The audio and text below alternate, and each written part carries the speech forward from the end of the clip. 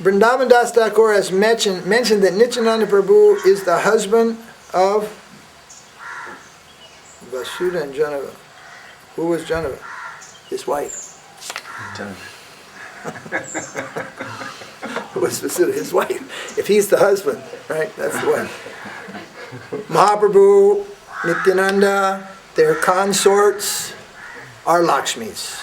Their consorts are not mortals.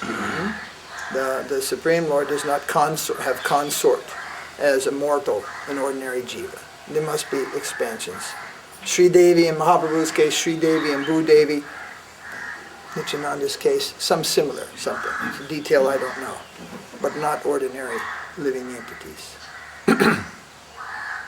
But recently,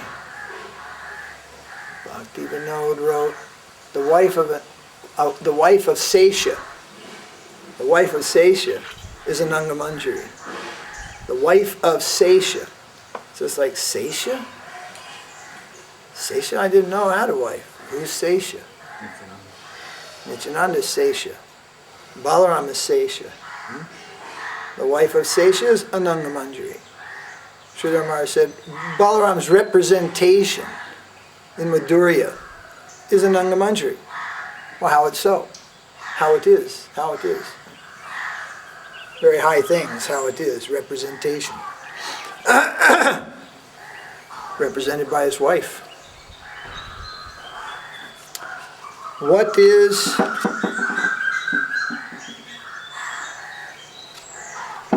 something here about reinitiation, but I'm not going to discuss that today.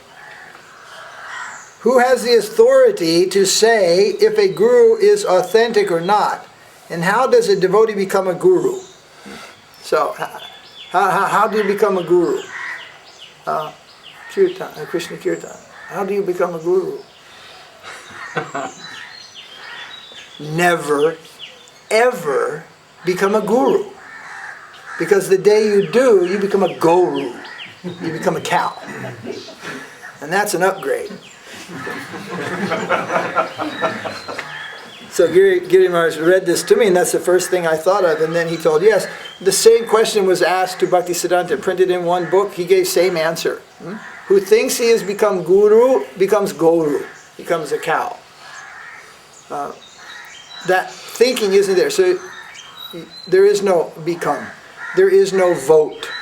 There is no such mundane process.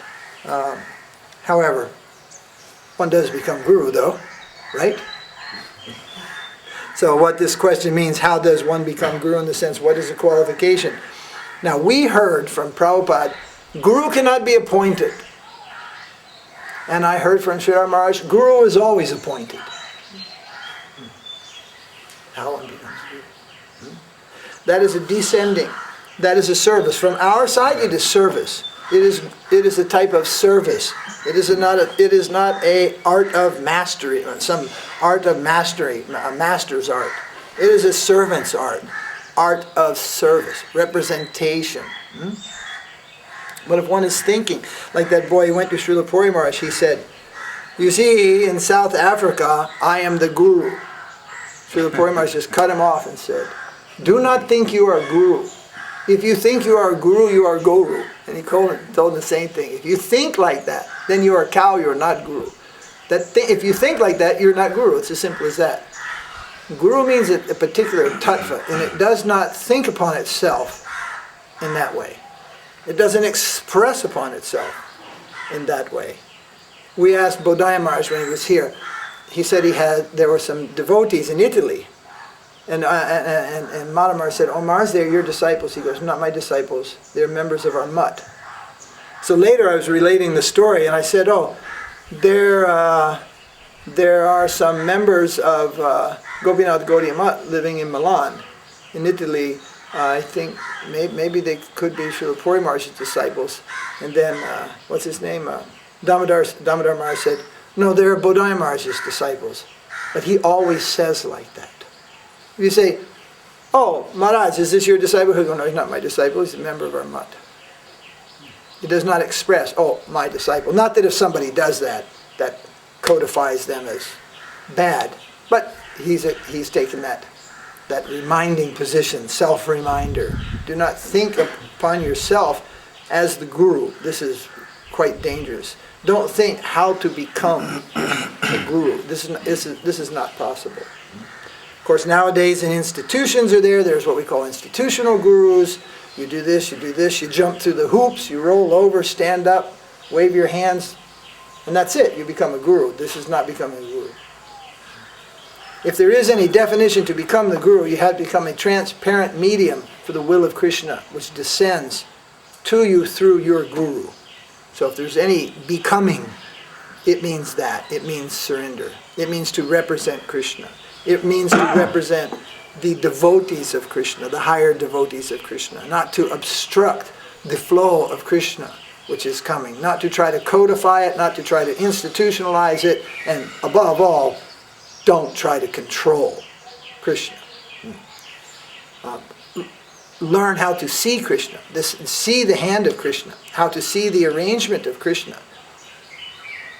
And if ever you find yourself in such circumstances where you are the monitor, as Bhaktisiddhanta used to refer, the guru is the monitor of the class. He's taking charge of the class.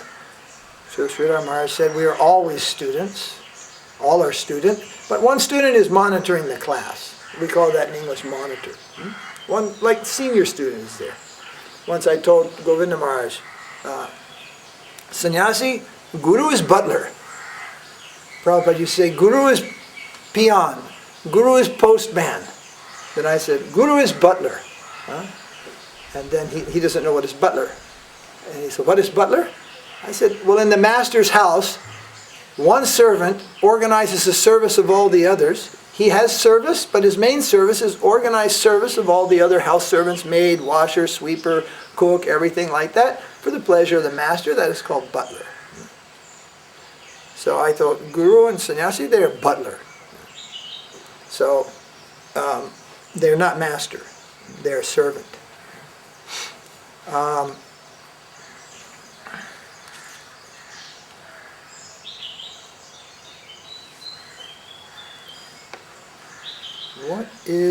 What is bona fide tie?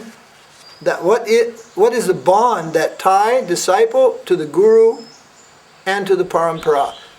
This is a very nice question, very important question. Whose question is this? Okay, this is Brajasundar's. This is a very important question. What is it? What is it? One day I was giving a class long back, 87, and I was talking about it. I was saying something that some devotees didn't catch it. And the Pujari, she stuck her head out of the curtain. She said, what is it? What is it? You know, what is it? What is the it? We in English will say it. What is it that we are after? Well, in a word, of course, that is Krishna. But what is it? What is it that bonds the devotee to the guru, to the parampara, to Krishna? What is it? It is not jnana, knowledge. Ultimately, knowledge fails. Krishna is unknown and unknowable. No one has known him yet. In fact, he doesn't even know himself. Unknown and unknowable. Then karma, good work. Nobody in heaven knows him. Not simply by good work. Gyan, karma. Then there are other things, tyaga, renunciation, austerities, the negative. No one knows him by that. There are two things. And they are sometimes one given preference, sometimes the other given preference. But I think first preference comes to Shraddha, faith. There must be faith. That is the bond that binds living entity to Guru and to Krishna. Faith, Shraddha. Then Shraddha is not just an abstract thing. It seems abstract and is not what you think. Belief, we say belief. Shraddha means faith, means belief. It is not belief. Belief is something going on in your mind. There's a deeper plane of believing. There's a deeper plane of thinking. And this comes from your heart. From the core of your eternal self. This comes. And their faith is situated. Within the core of our eternal selves, faith is there. This is the substance on which everything spiritual develops and is based. And then there must be surrender, saranagati, surrender. These are the two building blocks of spiritual life. Proper faith and surrender. Surrender means serving the Master for the Master's pleasure, not for our own. Try to serve Krishna for his pleasure. Try to obey, be obedient to the instruction of the Guru, who is not trying to utilize you for his mundane happiness, but wants to utilize you, your energy, your mind, in service of Krishna. Try to be receptive to that. That is moving in surrender. Who has the greatest faith? Always has Krishna. Who has the greatest faith? Who? The question, who? Who has the greatest faith? Satyaraj, do you know? Who has the greatest faith in Krishna? Doesn't know. That's all right, you're just a child, small boy. Will anybody be so bold as to say the name of Srimati? Radharani has the greatest faith in Krishna, therefore Krishna always was Radharani. Radharani is Shraddha Devi. So whatever faith we have is sometimes described as her goodwill towards the living entities, the jivas. It is not something that is illusory. We think, science is real. It proves things. But it undoes itself every couple of generations. And thusly has proved nothing.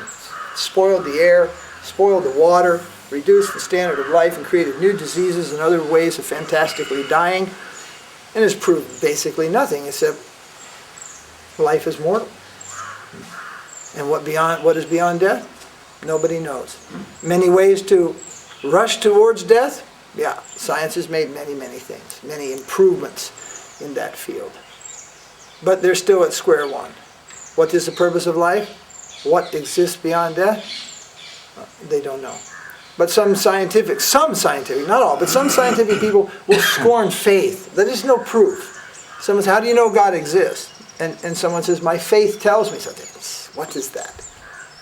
No, faith is more real than science. It is real. In a neophyte stage, yes, it may still look, it's shaky. It can be challenged. Your faith can be defeated. All these things. But when faith is mature, when faith is developed, then it is the final confirmation. It is the final way of knowing. It cannot be shaken. It cannot be defeated. So, those are the two things. Faith and surrender is what binds us to Guru Krishna and thusly also to our parampara. Those who take part in too much knowledge seeking, they didn't study the verse that tells them knowledge is bewildering, don't study many books. People start to go and acquire more and more knowledge, even if it's about Krishna. It can become a major defect. Unfortunately, the co-wife of knowledge is not humility. The co-wife of knowledge is pride. People, the more they know, the prouder they get, because you know what other people don't know. That's why, one of the reasons why, if you come to know about some high or intimate thing, come to know about some high and intimate thing in relation to Krishna and Krishna's devotees, it is not necessary to run out and preach that to the world. Krishna did not run out from Vrindavan and preach the glories of the gopis to the world. Well, some will argue that he did. But he did it in such a hidden way that you'll practically have to be 2 feet in Vrindavan before you'll realize it, or you'll know that. For the benefit of the world, he rushed off to Kurukshetra for the Great War and spoke Bhagavad Gita. Hidden there in Krishna's own language in a secret way, yeah, there's some signposts that point towards Vrindavan.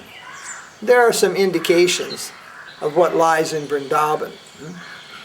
But that is a very secret thing. And what happens if I tell this man a secret? I said, listen, I have a secret. I want to tell you, we're having apple pie over at my ashram at 3 o'clock. Okay, keep the secret. He goes and tells everybody, right?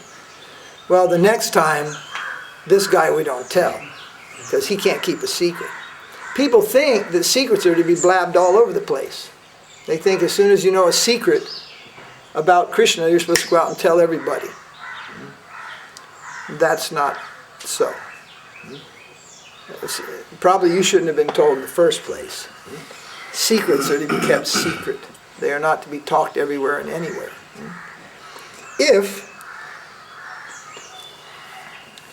If 2 people shake hands in public, that's publicly accepted behavior.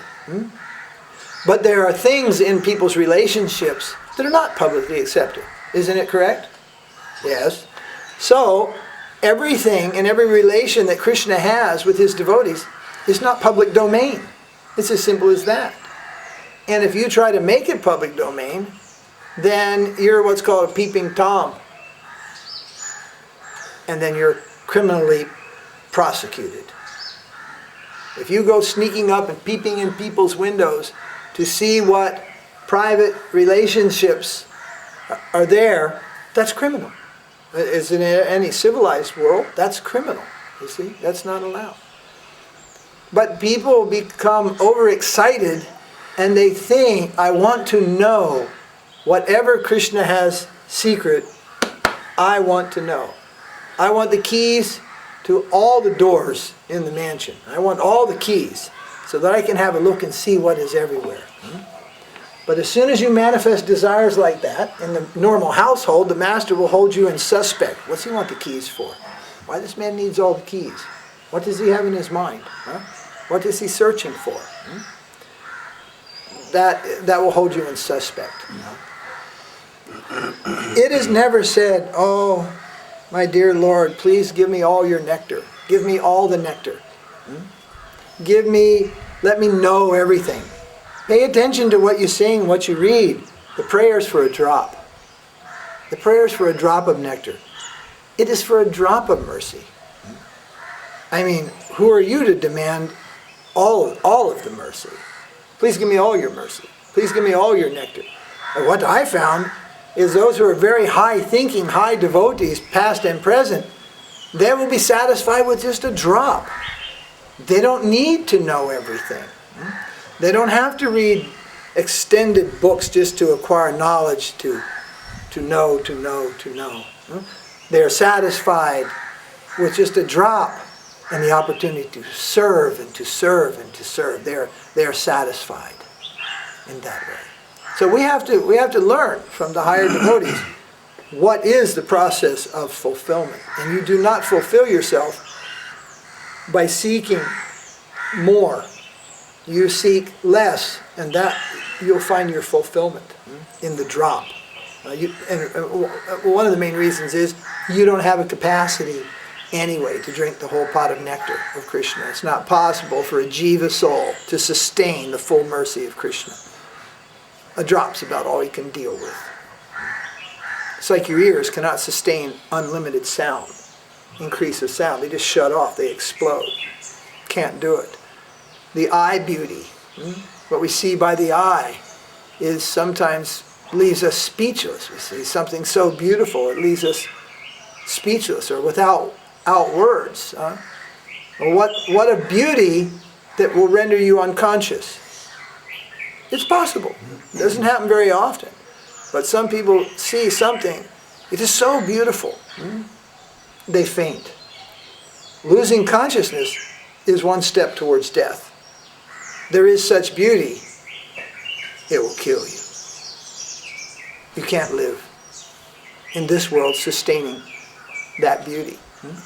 And even in the spiritual world, without a material body that will die, the living entities, the little jivas that we are, they do not have the capacity to sustain either the beauty or the charm or the sweetness of Krishna in full.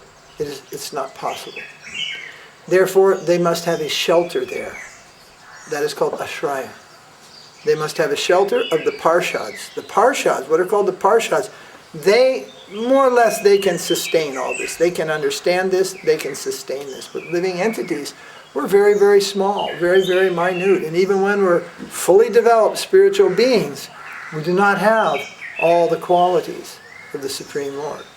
Nor do we have all the qualities of his parshads. Radharani is not a jiva soul. Lalita is not a jiva soul. Balaram is not a jiva soul. The wife of Balaram is not a jiva soul. Nityananda is not a jiva soul. Their parshads, their consort, they're not jiva souls.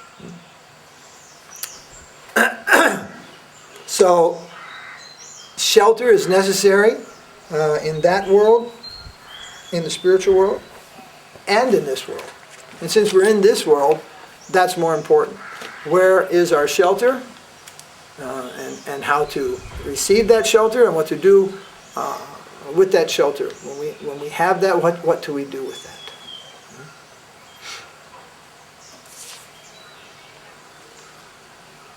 It is said that Srimati Radharani and Nityananda Prabhu are both original gurus. Please, can you explain the difference?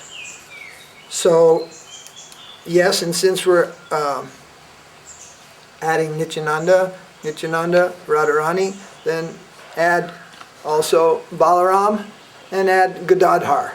And then we have the 4 personalities who are always Guru Tattva.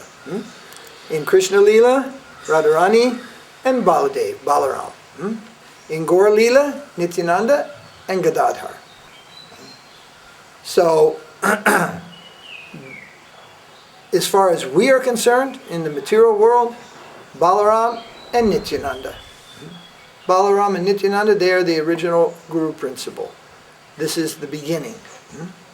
Then, in a higher, more advanced stage of life, then Radharani and Gadadhar. They are the Guru Tattva. And there is some division there that has to do with rasa also. In Radharani, Madhurya Ras, in Gadadhar, Madhurya Ras, but in Baladev, Vatsalya, Sakya, etc. It has to do with rasa. It also has to do with beginning. It has to do with advanced, and it has to do with beginning stage. So some people, as I heard from Brajabalaba yesterday, some people were surprised that Srila Sridhar Maharaj, who pointed out many of the beautiful and very, very subtle and very, very advanced points in Gaudiya Vaishnavism, he did not retire with Radhe Radhe. He did not retire in that way. Retire means withdraw in that way, taking the name of Radharani. Like when you go to Vrindavan, as some of you are going to Vrindavan soon, everyone's shouting Radhe Radhe, everyone's painting Radhe Radhe on the signboards, on the telephone poles, tattoos, everything you can imagine is all Radhe Radhe. And Srila Maharaj said, Dayal Nitai, Dayal Nitai. Oh merciful Lord, Nityananda, oh merciful Lord, be merciful, be merciful. Actually, you won't find any of the superior devotees that we know of ever shouting out, crying out the name of Radharani. And even many of the stories that float around about the Goswamis, some of those stories, I know a good many of them are generated by the Sahajiyas also. So, but they're a particular clan, those Goswamis, who they are. That's a particular group of devotees in Vrindavan hundreds of years ago, and they are revealing the places of pastimes of Krishna, etc. Bhaktisiddhanta, if he took the name of Radharani, we heard he fainted. Sukadeva Goswami doesn't even mention Radharani, because if he did, he would faint. They said he would not only faint, he wouldn't wake up for 6 months. So deep would become his thought. Sukadeva Goswami. And in order to do benefit to Parikshit, he managed to work his way around Krishna Lila, describing Krishna in Vrindavan without mentioning Radharani. Because if he mentions Radharani, then he'll become unconscious. So he's high devotee, real devotee of Radharani. And just uttering her name, he becomes unconscious. And other fools are riding up and down on rickshaws and bullock carts and shouting Radhe, Radhe, Radhe. But this is only a show of devotion.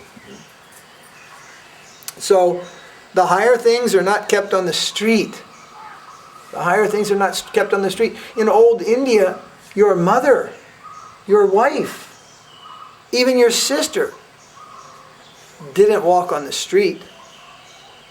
Wherever she went in a palki. She went in a palanquin. You see still in the Muslim tradition, the women, they wear a burqa. They have very beautiful dress, they have colored saris and gold and ornaments and facial makeup and everything. But when they go in the public, all that is hidden from the public. At home, if you ever go into a Muslim home, they look just like Hindu women, more or less. Dress, makeup, everything. But when they go into the public, that is one thing. When it's there. It used to be a man wouldn't go out of his house without a hat. Just 100 years ago, either a turban or a hat. Even in England, Germany, anywhere, America. Your boots and your hat.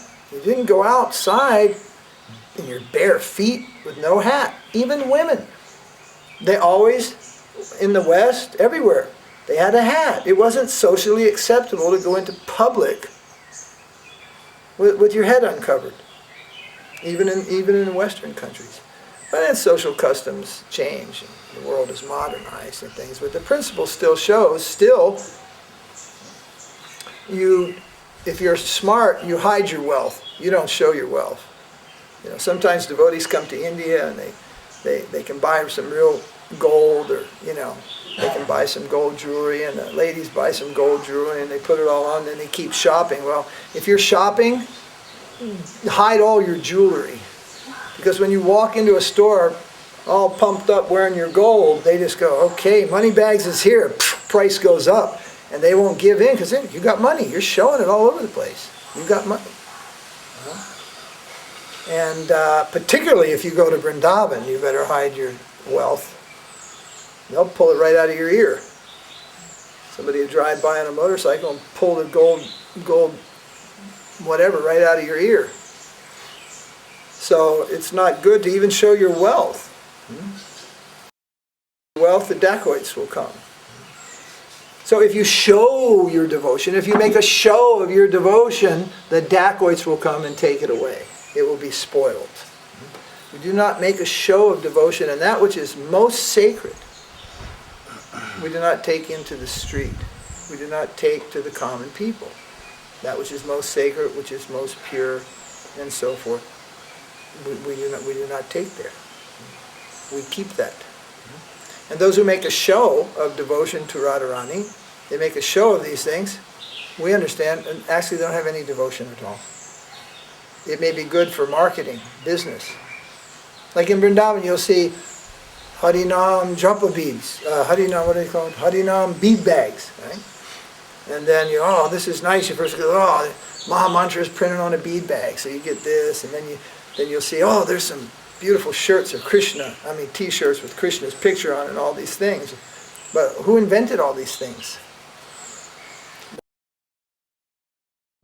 And the problem is they don't know where to stop. And they paint, and thus develops misrepresentation about Krishna, about Krishna Lila, even what Krishna looks like. In the beginning, you'll see beauty in a picture of Krishna. I think you'll always see beauty in a picture of Krishna. In the beginning, pictures, they hold a certain, prestige, not prestige, but value. Prabhupada called them windows to the spiritual world. But in your more advanced life in Krishna consciousness, you are not dependent on pictures. Sridhar Maharaj used to say, this is not a picture-looking religion. Rather, you'll find that you're more sensitive to pictures, how they are displayed, how they are used, how they are not used, and all these things. You are not dependent on seeing the picture of Krishna. It's not necessary to remind you of Krishna at that point. At the same time, you are more concerned about how pictures of Krishna are dealt with. You're more sensitive to those things. It is said that Nityananda Prabhu is more merciful than Mahaprabhu, as Mahaprabhu cannot accept certain fallen souls. So is Nityananda's mercy greater than Mahaprabhu in magnitude and circumference. Rupanuga. That's a yes-no. That's a yes-no. Because who sends Nityananda Prabhu? Nityananda is the mercy of Mahaprabhu. He doesn't go out on his own. He is. So they're separate for the purpose of rasa, Sankirtan rasa, just like Radha and Krishna are separate, but Mahaprabhu and Nityananda are not Radha and Krishna, they're Krishna and Balaram. But they are separate for rasa. Everything exists within one, within Krishna. And then the, what do we call it? The diversity, is it called diversity? It means different things. Individuality, diversity. This is there for the purpose of rasa. So we don't see the mercy of Nityananda Prabhu as different from Mahaprabhu himself. In rasa there may be some subtleties there, but overall for the living entities, Nityananda is the mercy of Mahaprabhu. On his order, Nityananda Prabhu has gone forward to spread the Sankirtan movement. In this way, when Srila Sridhar Maharaj observed the campaign of our Guru Maharaj, Prabhupada, Swami Maharaj, then he declared Shaktivesh Avatar. Before that, I think it was Yajavar also. Yajavar Maharaj, when he spoke at Prabhupada's disappearance, our Guru's disappearance, he was the first one to say that in a public way. He took it that his godbrother was Shaktivesh Avatar, because no one can spread the glories of Sankirtan in that capacity. That is beyond even Vaishnavism. That is beyond Vaishnav capacity. That is beyond capacity of even pure devotee. That is the direct energy of the Supreme Personality of Godhead himself, propagating energy that propagates the Leela and pastime. So he took it like that, and then it was said to Srila Sridhar Maharaj like that, and he confirmed, yes, I also taken the Shaktivesh Avatar, that potency. And that potency was derived from Nityananda. Nityananda's potency propagates and spreads the pastimes, the Leelas, the Sankirtan of Mahaprabhu.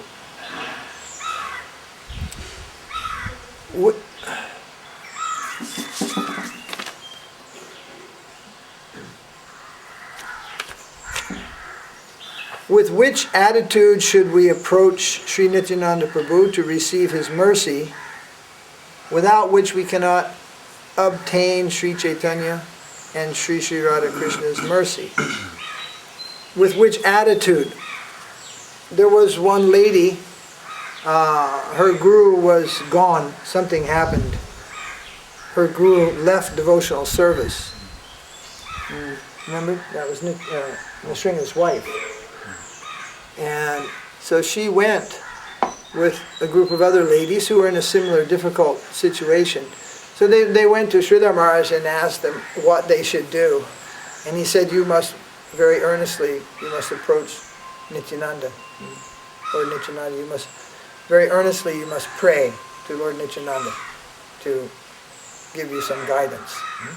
Because he's the principal involved here, Guru Tattva. So he has taken you so far, but something's gone amiss. So go to the Mula. Go to the source. Go to the core. Again, return to the core. Very sincerely. And sincerity presupposes humility. So in order to approach Lord Nityananda for his mercy, we must be sincere and we must be humble. Sincerity is one of the best things we have going for ourselves if we have it. Sincerity. It's a very high valued commodity in spiritual life. In any phase of life. Sincerity. The sincere student. The sincere child. The sincere parent. The sincere worker. The sincere soldier.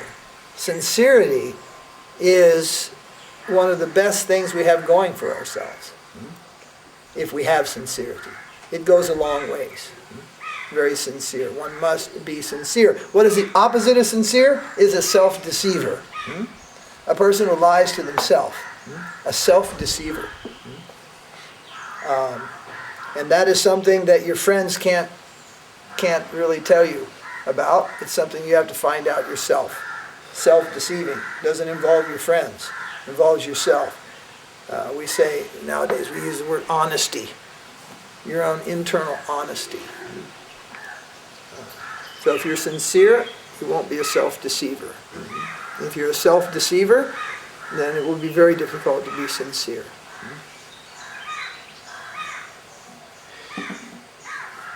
Is it suggested that is it suggested that the Guru of Lord Nityananda in Chaitanya Charitamrita is Madhavinda Puri? It's not suggested there, but that I know of, but it is taken to be so. Who wrote this? Dear Lalita. It's taken to be so. And there are some other opinions, right? Yeah, Lakshmipati Tirtha. Lakshmipati Tirtha. Based on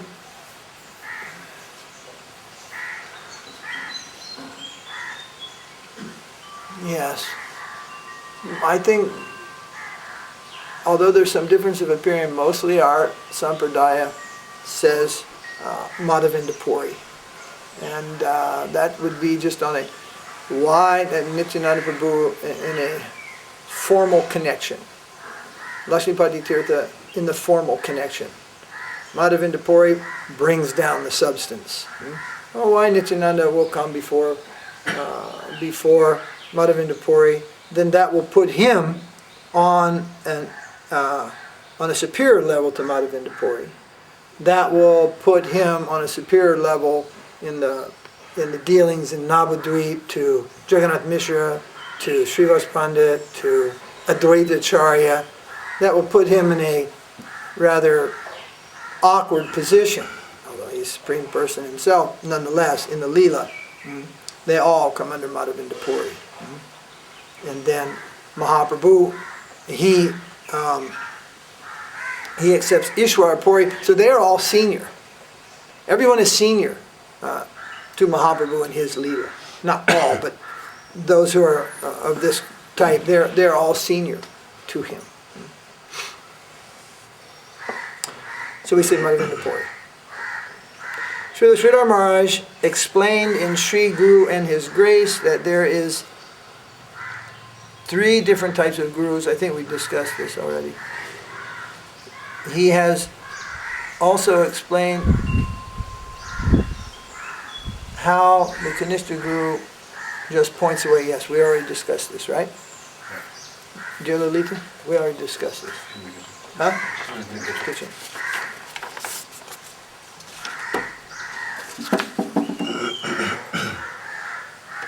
What is the significance of Nityananda Prabhu breaking the sannyas danda of Mahaprabhu? Nityananda Prabhu broke the sannyas danda of Mahaprabhu. So this was a pastime which took place on the way to Puri. When Mahaprabhu was going to Puri, he had his danda, ekadanda, one stick, one bamboo stick. And he had become very fond of that stick. And he would, every once in a while say, "Where's my danda? Where's my danda?" He was always, where's my danda? Lord Nityananda saw the hell with this danda. It's an obstacle. why our Lord has to carry the stick, the rod of chastisement, why he has to bear this. And when taking sannyas, you receive vesh, dress, danda, the stick, mantra. You receive these ornaments. They're quite meager, quite humble, the ornaments of a sannyasi, a water pot. You receive these things. And Mahaprabhu is receiving sannyas from Keshava Bharati. Well, Keshava Bharati, as we know, he was a Bharati. He was a Mayavadi. So that was a standard of sannyas at that time in Bengal and throughout India, the Mayavad sannyas. So Mahaprabhu is taking sannyas for the benefit of those who are somehow connivingly avoiding his Sankirtan. But by accepting sannyas, then they will have to accept Prabhu. They will have to accept him as master. Sannyasi is just accepted in those days. As a leader, he's not to be argued with and such things, unless you are a sannyasi. Then you may argue with another sannyasi. So Mahaprabhu is accepting sannyas to capture any last person who's trying to escape. So he had to take the sannyas from Keshava Bharati. Keshava Bharati is a Mayavadi. He had to get sannyas danda, Mayavadi danda, and he had to take mantra. And there's a mantra given to the Mayavadi sannyasis that means, I am that. I am that. No, Maharaj is given all sannyas. I am that. It's a Vedic mantra, Tat Tvamasi, I am that. So Mahaprabhu knows, everybody knows that sannyas mantra, and that sannyasi is getting that mantra, then this would be his meditation. And Mahaprabhu doesn't like this at all. The thing, I am Krishna, I am Bhagavan, I am Narayan. This spoils devotion completely. Mahaprabhu is Krishna, and he's living in self-forgetfulness, forgetful of his own identity, his own reality, accepting another reality, the reality of his servant and of his topmost servant. So he can't have a daily meditation that I am that spoils this. So Mahaprabhu brought this to the attention of Murari Gupta. Murari Gupta, Sanskrit grammar is like clay. You can manipulate and mold things if you have the capacity of the grammar.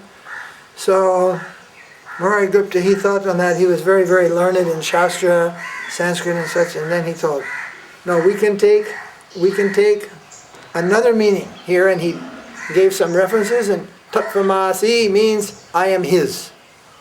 Mahaprabhu, this is good. I am his. I belong to Krishna. So then he went to Keshava Bharati, and he told Keshava Bharati, I had a dream, and in the dream you gave me one mantra. I'm wondering, is this the mantra you are actually going to give me when I'm taking sannyas? So Keshava Bharati said, what is that mantra? Please tell me. So the Mahaprabhu, he told this mantra in the ear of his soon-to-be guru. Mahaprabhu is Krishna himself. Immediately, Keshava Bharati, he's transformed by hearing this sound with Mahaprabhu's conception. And he becomes a Vaishnava. So actually, this Keshava Bharati, he's the uncle Akrura in Krishna Lila. And in Gaur Lila, he's coming to give Mahaprabhu sannyas. So now Mahaprabhu has taken sannyas. He's got proper mantra with proper conception, but he's got this danda, one stick. This stick, one stick carried by the Mayavadis, this ekadanda, this represents Aham Brahmasmi. I am Brahman. I am the one. It's a one. Understand? One. And this is a problem. This is a problem. And there's also something there about of Parabhajakacharya and Paramahansa, and these are things must be carried out by jivas in the order of progressing out of material conditioning. Mahaprabhu is not a conditioned soul. He doesn't have to accept that. He doesn't need to carry this stick, and this stick represents this Mayavad philosophy. But Mahaprabhu was always saying, where's my stick? Where's my stick? Because his guru gave it to him. His guru gave him the stick, he's accepting the stick. But Nityananda is on the side watching the whole thing, and he didn't like it. So when Mahaprabhu reached this river, sometimes when he would reach rivers, he would think, oh, I have come to Vrindavan, it is the Jamuna. And he would become very self-forgetful of his situation. At that time, Lord Nityananda broke it. He grabbed it and he broke it. And he broke it twice, thus giving it the shape of 3 pieces, the Tridanda. And he told devotees, see, Mahaprabhu is a Tridandi sannyasi. And then he chucked the thing in the river, and the water took it away. Tridandi sannyasi means a Vaishnava, the devotee of Krishna. Dedication of body, mind, and words to serve Krishna through the life. So he showed the devotees, you see, Mahaprabhu is not an Ekadandi, he's a Tridandi. See it? Then he threw it, because he knew Mahaprabhu will get angry that he's done this. And then when Mahaprabhu came to his conscious external self, where's my stick? Oh Lord, you were dancing and you fell, you broke the stick, and suddenly it rolled into water, we couldn't get it. The river's taken it away. Then Mahaprabhu was a little disturbed by that, and he left the group. And I don't go to Puri with you people. So he ran off. And then that's just a short distance to get you into Puri. And he broke camp very quickly. Everybody else has got to pack up, and Mahaprabhu ran off by himself towards Puri, and the others packed up and chased after him. Of course, that is in the pastimes. So Lord Nityananda could not bear to see that he will have to carry all these things and act as an ordinary living entity who's progressing out of material bondage. Simply by worshiping him, the living entity will get out of material bondage. And the other people will think, oh, he's a Mayavadi. They will misunderstand. So in that way, then he disposed of his danda. Who is Nityananda's guru? Sairaj, Madhavinda Puri. Was Nityananda with Mahaprabhu all the time? Yes and no. Sometimes Mahaprabhu would be in one place and Nityananda would be in another place. But whenever there was Sankirtan, the devotees would see they are both there together. So when there is Sankirtan, they are both there together. On some feasting days, they would also come there together, but they're actually living like, 500-600 kilometers apart. Puri and another place in Navadvip or something, or wherever that was, at some distance. So they would sometimes come together. Then someone says, some devotees from the West, they came and they saw Mahaprabhu is here alone. So Nityananda Prabhu not here. In that way. You see? Mahaprabhu alone. So then, it happens all the time. Then somebody goes away and says, they don't have, Nityananda is not there. Prabhupada gave Gaurnitai, Nityananda is not there. And you cannot worship Mahaprabhu without the mercy of Nityananda. So then we say, yeah, I guess that's what's going on, isn't it? We're worshipping Mahaprabhu. They're saying, no, you can't worship Mahaprabhu without the mercy of Nityananda. Do you see what I'm saying? So I guess who's worshipping Mahaprabhu with Radha Madhava finally got the mercy of Lord Nityananda. It's like a play on words. Huh? It's true, we cannot worship Mahaprabhu without the mercy of Nityananda. Does not mean that you cannot worship Mahaprabhu in his vigraha alone, if the Lord is ever alone, but alone. It does not mean that at all. But it means you will only understand who is Mahaprabhu by the mercy of Nityananda. It is not possible to understand otherwise. Period. Not possible. Many people have tried, and many people have failed. Not possible to understand Mahaprabhu without the mercy of Nityananda. The one was it the brother of Krishnadas Kaviraj Goswami? He said, I accept Mahaprabhu, but not Nityananda. And then he was told, this is the philosophy of accepting half a chicken. They told him. From a half a chicken, you can't get an egg. And you'll never get the result of your devotion by you worship Mahaprabhu and reject Nityananda. Similarly, you cannot worship Nityananda and reject Mahaprabhu. Only by the mercy of Nityananda can you properly worship Mahaprabhu. There has been in the past, and there is at present, people say, actually to worship Radha Krishna you have to give up. What's it called? Ekala what? Ekanishta Bhakti. Ekanishta Bhakti. You have to give up the worship of Mahaprabhu, finally give all your attention on Radha and Krishna. And surprisingly enough, there were devotees in the past, in the time of Bhaktisiddhanta, they said you have to give up the worship of Radha Krishna to put full focus in Mahaprabhu. And what we see, Mahaprabhu standing next to Radha Madhava, this is never shown before the time of Bhaktisiddhanta. This deity arrangement doesn't go back in ancient times anywhere. It doesn't go back to Gaur Leela. And what you have there, you're worshipping Mahaprabhu and Radha Krishna. Radha Krishna and Mahaprabhu together. Not separate, not different, not one without the other. This was one of the significant contributions of Srila Bhaktisiddhanta. He established that conception in a visual sense by establishing the deities Mahaprabhu, Sri Chaitanya, Radha Krishna, Nahi Anya. How can we deeply understand when it is said that it all depends on the mercy of the Vaishnava, spiritual master and Krishna? They're omniscient. Whose question is that? Someone in the kitchen? Huh? That's Johnny's question. All right.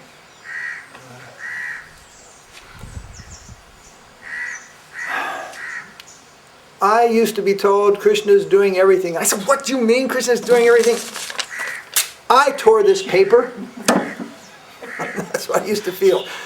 How's Krishna doing everything? Krishna controls the universe. What do you mean?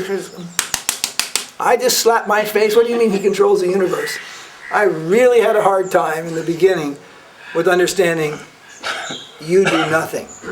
You control nothing. We were talking the other day, and you were talking about don't want to be slave. I want to have some independence. That is your present state of slavery, your independence. It's a hard one to grasp, but you have nothing, not even your own thoughts. It's all dictated by the modes of material nature, or it's dictated by Krishna and the Super Soul. It's either everything you have is coming to you from the material side of illusion, or the enlightened side of Krishna consciousness.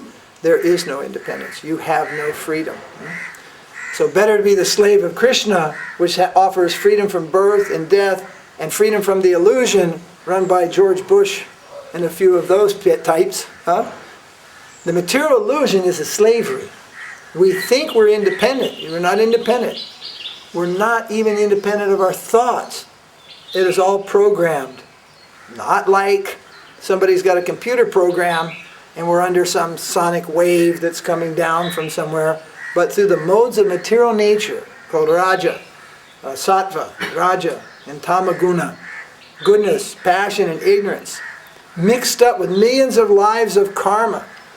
The mind, which we value, and our thoughts, right? I mean the mind, it's material energy, just like this wood. It is not you. It is not you. And those who are more intelligent value their intelligence. Krishna says, this also a material element. Buddhi, it's a material, mana, buddhi, mind and intelligence, they're material elements. Then he says, vayu, air, material element. Bhumi, the earth, a material element. Agni, fire, material element. These are all material elements. Then Atma is not a material element. Shraddha is not a material element. So, we think we're independent. We're not independent at all. We're slaves in the material nature. Totally slaves. Don't have any independence whatsoever. Do you get hungry when you want to get hungry? Do you answer the call of nature? Do you tell the call to come? Nope. You cannot create your hunger. Sometimes even the doctors can't create hunger in you. Krishna says, I am the fire of your digestion.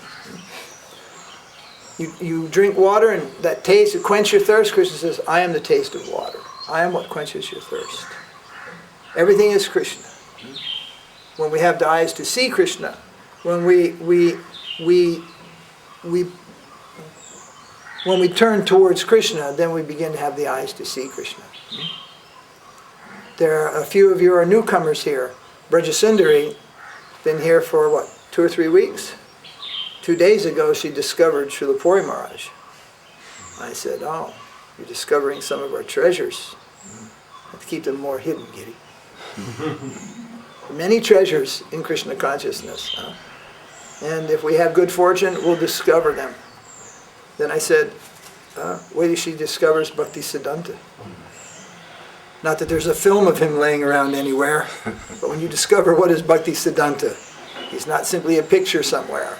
He is the guiding, essential foundation force in our spiritual lives in this Krishna consciousness movement.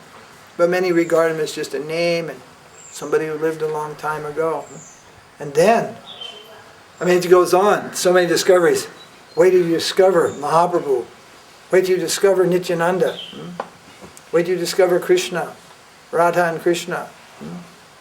There's one beautiful song. Unfortunately, I cannot sing it or pronounce it, but it says, if you want to remain in this material world, this world of suffering, this world of grief, this world of illusion, where you're a king today, you're a pauper tomorrow, all these things. If you want to remain in this drama, then don't go to see Krishna, who's standing on the bank of the Jamuna, the Kalindi, playing his flute, standing with his threefold bending form.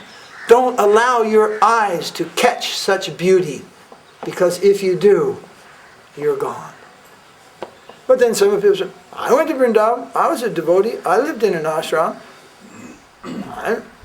I'm not gone. In fact, they have so much story. I said, yes, but the little point was, don't allow yourself, and you did not allow yourself to be caught by the beauty of Krishna. You did not let go. It's like we're yelling, I'm suffering, I'm suffering, I'm suffering. And what? Well, then take the pin out of your eye. We're actually sticking ourselves, pinching ourselves, and yelling, it hurts, it hurts, it hurts. Well, then stop pinching yourself. Let go, then it will stop. So there comes this point where the living entity has to let go in the material world. Stop creating these things for yourself. Accept Krishna. Accept Mahaprabhu. Accept Nityananda. Accept their devotees. And not just with one hand. You watch people who are a little on the savvy side, especially in Vrindavan, so you'll see these little things, and people don't stick one hand out for prasadam. They stick 2 hands out for prasadam. That's as good as you can do, isn't it? 2 hands. Bhaktisiddhanta took it one step further.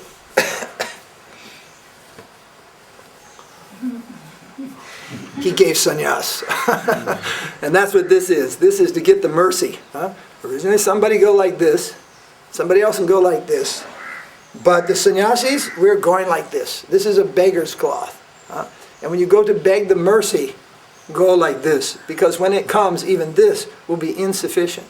How much mercy you will accept, how much you can get when Krishna gives his mercy. So come prepared for much more than you expected. There are many treasures in Krishna consciousness. I think at one point Srila Sridhar Maharaj told some things like this, that you are heir. He was telling Prabhupada's disciples, you are heir to such wealth. You are heir to such fortune. This analogy has been given over the years, over the centuries. The devotees are heir to such fortune. You have this chest, your wealth within, but you don't have the key. It appears that you don't have the key. You've somehow fumbled the key. You've lost the key. Luckily, he had a key and gave a key. Here's the key. Open this chest and accept your wealth. But being deranged, we sometimes scream, run in the other direction, and run down the street. It's like the rich man's son who's got a mental imbalance. He's heir to all fortune, all wealth, all luxury, and everything. The guy runs off crazy down the street. He's deranged. So there are many treasures in Krishna consciousness. And it's not that we simply find them all in one day. No chance. No chance. What is the difference between the Diksha and the Shiksha Guru? Shyamakunda. Shyamakunda? Yeah. I heard you ask that question 4 years ago. You asked that question to Giri 4 years ago. Can you remember what he told you? Do you remember? Don't remember? All right. He remembers. He's just on the spot. Okay. So this boy asked this question 3 or 4 years ago. So Giri Maharaj told him, Diksha Guru will give you the mantras and initiation, and Shiksha Guru will give you some instruction. So this is one basic difference. Ultimately, though, there is no difference between a Diksha Guru and the Shiksha Guru, provided that's really Guru. There's no difference. They are considered equal manifestations of Krishna. Both come to represent Krishna. Not themselves, not a particular institution, not a caste.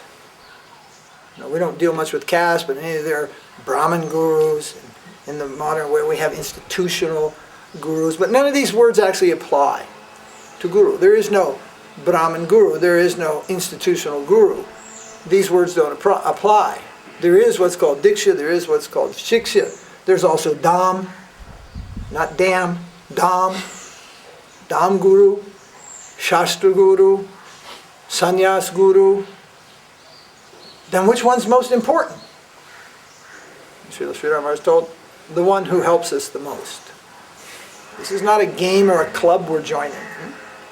That this guru is very famous, this guru is very popular, and therefore he is most important. It doesn't have to do about fashion. It doesn't have to do about anything. You may have received Diksha.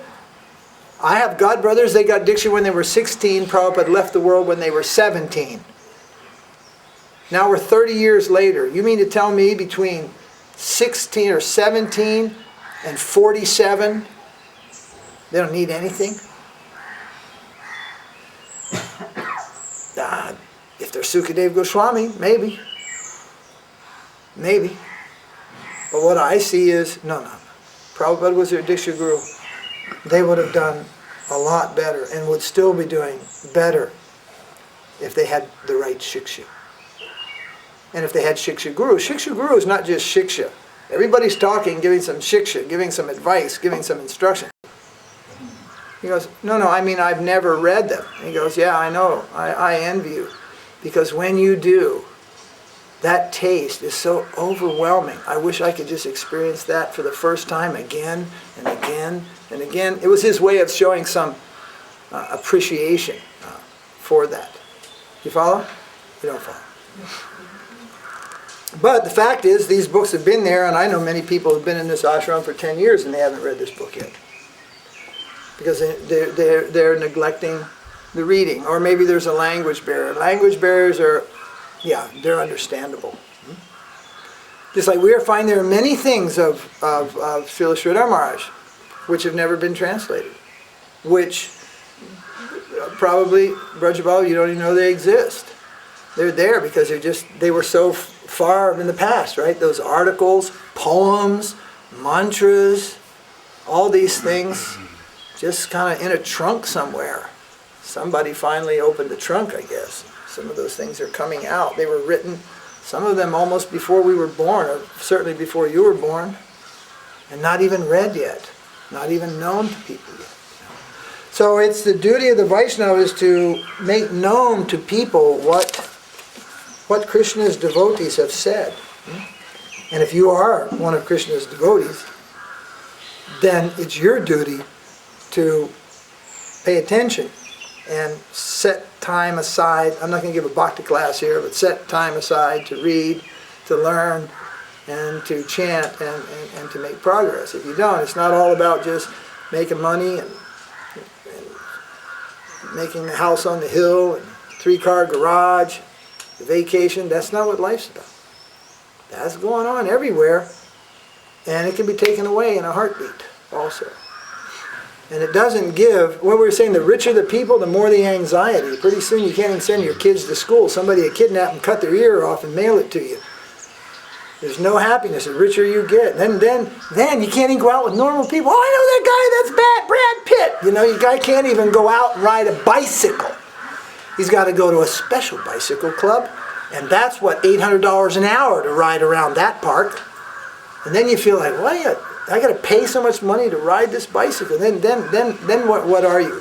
Then people are just, does it cost so much money to ride a bicycle?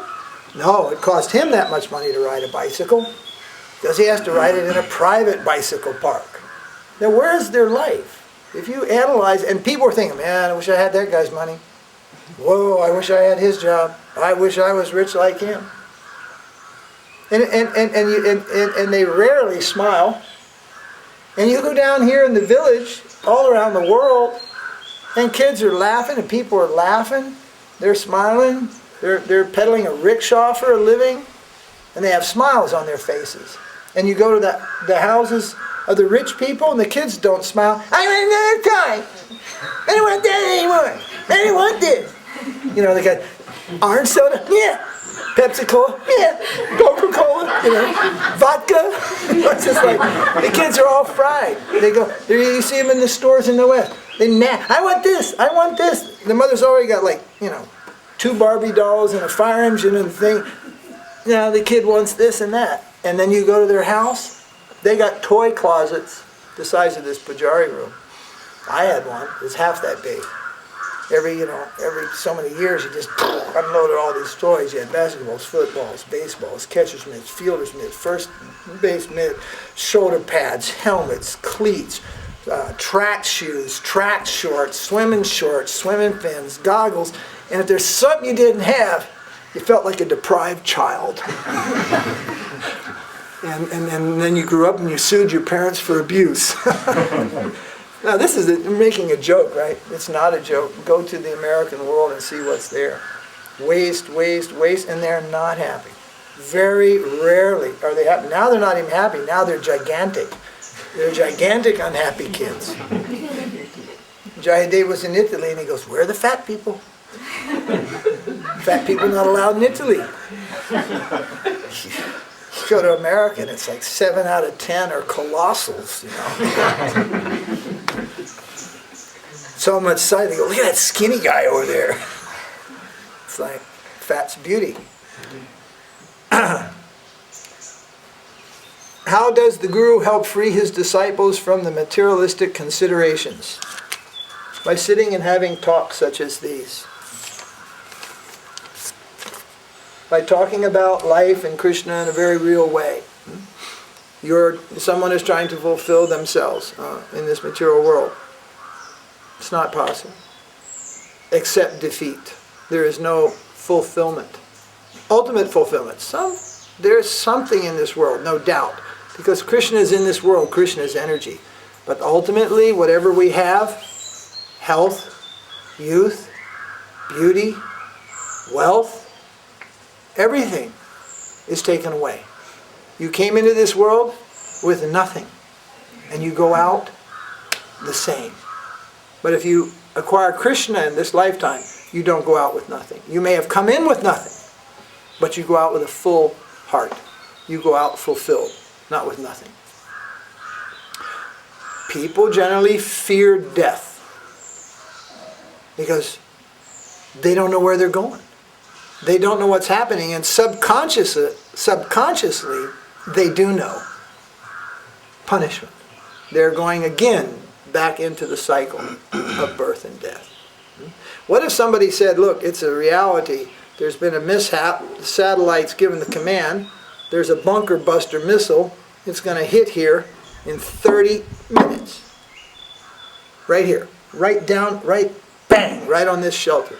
30 minutes, according to that clock. Any more questions? Everybody like, okay, let's not go crazy, but let's pack it up and get out of here, quick. Okay, you take some people and just go, you grab the deities, you go, then somebody's like, oh, what about the seat? Forget the seat, man. What really matters? Grab the deities, grab the money, and go.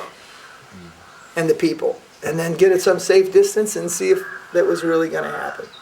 And if it did happen, then you know, wow, that's for real. And the next time that happened, every time you'd believe it. Well, that's what's going to happen. There's going to be this big old bunker buster come and kill every person that's alive. Today or tomorrow. Everyone will lose everything. So then why does everybody try to make so much in this world? Why? Because they don't believe that there is a next life. The Christians actually don't believe in heaven. They don't believe they're going to heaven. They're just trying to enjoy life now. Enjoy the oil, enjoy the good standard of living. The earth doesn't take it. And everybody's saying, oh, there's war in Iraq. Iraq was a beautiful place 6 years ago. Not a bad place. Not as bad as you're led to believe. Beirut 20 years ago was beautiful. In the universal structure. Everyone is held accountable. Then why do bad things? Cows killing, abortion, all these things go on unchecked. People want to stop the war in Iraq, you know. Let's all just eat, drink, and be merry together, you know. Can't we do that? No, can't do that. Not if you're eating animals. Not if you're enjoying sex and aborting children. Not if you're growing little children in test tubes and then taking up their blood and injecting it for your happy life. No. Then we can't all live peacefully. Then we will fight like cats and dogs. Then material nature will inflict punishments. And just when you think you got it figured out, no chance. Material nature will just... Like they were all braced in America for the hurricane season of all hurricanes. There were no hurricanes. They thought for sure after Katrina the next year was going to be the worst year on planet Earth for hurricanes. No hurricanes. There might not be any next year either. And then when everybody's least expecting it, nobody outsmarts this material nature. And when it comes down to, okay, well, we'll just pay everybody off and we'll get everybody in the World Bank, we'll get everybody under the globalized free market, we'll get all this stuff and we'll stop wars completely. We'll have one money, one government, one army, that's the American army. And we'll get everybody under control and that's it. No more wars, right? Anybody got any water? Suddenly no water. Whole planet goes berserk again. They actually learn how to control human beings and control humanistic things, but the greater nature is out of man's control, completely. And even if they establish all these things to control, there'll be other things that happen. And again, the fighting will outbreak. People do not live a good life. Therefore, they can't expect to have a good life. They can't expect good things to happen. Good things don't happen. Bad things don't happen to good people. If people live good, the world will improve. It's a very individual. I even heard the Dalai Lama say it, and he's an atheist. He said, all talk of peace. It comes down to the individual, how the individual will live. If the individual is not ready to live the good life, a good life, not means the good life, but a good life, then the world chaos, the world confusion, the world problems will simply perpetuate. It's up to the individual. But then everybody says, well, what good can I do? I can't do anything. No, everybody can. Stop doing bad. And one of the worst things is animal slaughter. And the worst one of them all is the cow, the calf, the bull. And just come right down the line. And don't involve in those things, period. Animal slaughter. That's one of the biggest things that there is disturbing the world. But it isn't, though, that everybody's a vegetarian, then everything will stop. No, it goes deeper than that also. But at least that's one big step in the right direction. Okay, there are no more questions.